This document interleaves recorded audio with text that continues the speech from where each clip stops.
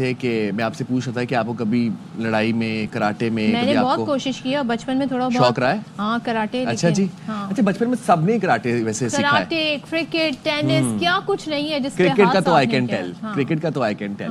اور میں تو ویسے میں کو بتاؤں تو سچی بات ہے، یلو بیلٹ پہ میں تو آؤٹ ہو گیا تھا. انہوں نے کہا کہ آپ کے بس کی بات نہیں ہے مار کٹائی. مجھے ایکسپرٹ ہے نا، مسکرا رہے ہیں ذرا، ہم پڑھتے ہیں جی، ان کے انٹروڈکشن بھی کراتے ہیں آپ کو. تو جی پاکستان میں karate, mix martial arts, taekwondo جیسے مشکل کھیلوں میں نوجوان دنیا میں اپنی صلاحیتیں منوا رہے ہیں اور آئے روز کوئی نہ کوئی میڈل یا ٹائٹل پاکستان کے لیے لے کے آ رہے ہیں، جیت کے آ رہے ہیں. ایسی ایک نوجوان آج ہمارے اسٹوڈیو میں موجود ہیں. سید ابو ہریرہ ہیں یہ، جنہوں نے فرانس میں ہونے والی چیمپئن شپ میں تیسری پوزیشن حاصل کی اور وکٹری اسٹینڈ پر جگہ بنانے میں کامیاب ہوئے. ہریرہ ملیشیا، قطر، دبئی، تھائی لینڈ اور جاپان میں بھی پاکستان کی نمائندگی کر چکے ہیں. ماشاء اللہ. لیکن ہریرہ پھر اب ڈائریکٹ ڈیٹیل پوچھ لیتے ہیں. بالکل ہریرہ، آپ بتائیں. پہلے تو آپ کو بہت بہت مبارک ہو، آپ نے پاکستان کا نام بلند کیا ہے اور بڑا روشن کیا ہے ہمارا نام. کتنے ملکوں میں آپ گئے اور کتنے کھلاڑیوں کے ساتھ آپ کا مقابلہ ہوا، یہ بتائیں پہلے. جی سب سے پہلے تو میں 2018 سے انٹرنیشنل سطح پہ پاکستان کی نمائندگی کر رہا ہوں. جیسے کہ آپ نے خود ہی بتایا کہ مطلب Japan, Thailand, U A E, Qatar, Malaysia, اور ابھی پھر میں فرانس میں انٹرنیشنل چیمپئن شپ میں پاکستان کی نمائندگی کی. تو مطلب ڈفرینٹ کنٹریز کے پلیئر سے مطلب فائٹس ہوتی ہیں، جو جیسے لاسٹ ٹائم تو وہ میری آسٹریلیا سے، ملیشیا سے فائٹس ہوتی، ان کو میں نے بیٹ کیا تھا تو میں نے فرسٹ پوزیشن حاصل کی تھی. اور آپ مکس مارشل آرٹس کرتے ہیں؟ نہیں، میں تائیکوانڈو. آپ ٹائیکوانڈو کرتے ہیں؟ تائیکوانڈو اولمپک اسپورٹس ہے. اچھا، تو ابھی تو چیمپئن شپ ہوئی، کتنی فائٹس ہوئی ہیں اور کس نے آپ کو سب سے زیادہ ٹف ٹائم دیا؟ جی ابھی جو میری فائٹس ہوئی تھی وہ مطلب فرانس کی ایتھلیٹس ہوئی تھی، جو میں نے ان کو ایک فائٹ بیٹ کی تھی. جب وہ بیٹ کر لی تو اس کے بعد پھر میری نیکسٹ فائٹر سے فائٹ ہوئی، وہ بھی میں فرسٹ 2 راؤنڈ جیت چکا تھا.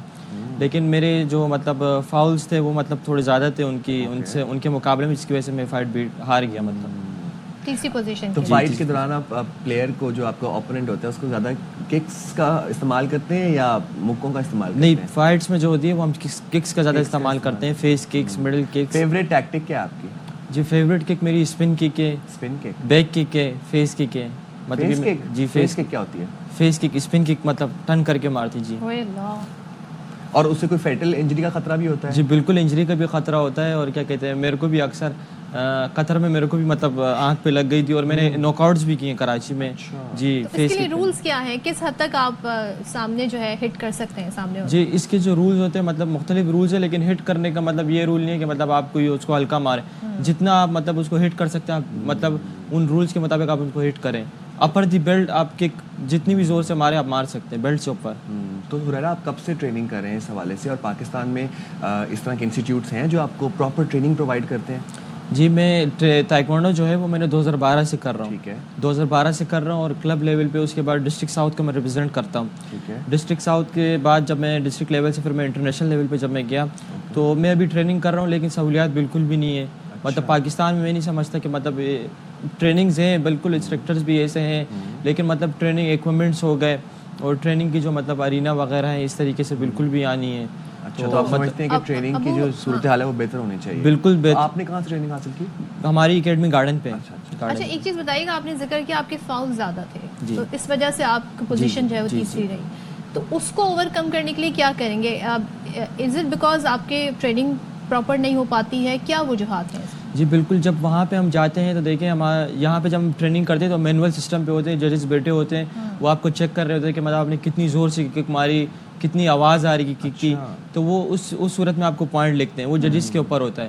لیکن جو وہاں پہ ہم فائٹس کرتے ہیں وہ الیکٹرانک سسٹم ہوتا ہے، ججز بیٹھے ہوتے ہیں لیکن الیکٹرانک سسٹم ہوتا ہے، اس میں ایک پاور فکس ہوتی ہے کہ آپ نے اس پاور سے اوپر کک ماری ہے تو آپ کو پوائنٹ دیا جائے گا.